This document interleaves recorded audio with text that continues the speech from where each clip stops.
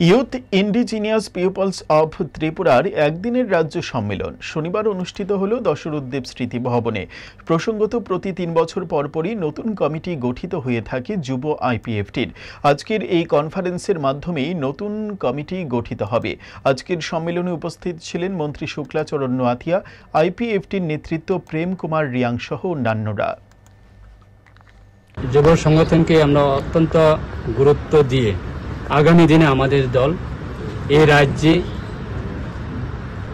পূর্ণ সমর্থন নিয়ে শক্তিশালী হওয়ার জন্য আমরা আমাদের যুব সংগঠন তারা অত্যন্ত ভূমিকা নিয়ে কাজ করছে এবং মূলত আমাদের দলের যে আগামী দিনের রাজনীতিক সেটা আমাদের দল সারা রাজ্যের ক্ষেত্রে বিগত বৎসরে বা স্বর্গীয় এনসি দেববর্মা উনি থাকার সময় যেভাবে কাজ করছেন সেই রকমভাবে আমরা আমাদের দল আগামী দিনে আরও বিভিন্ন কর্মসূচি নিয়ে আমরা এগিয়ে যাব। মূলত আমাদের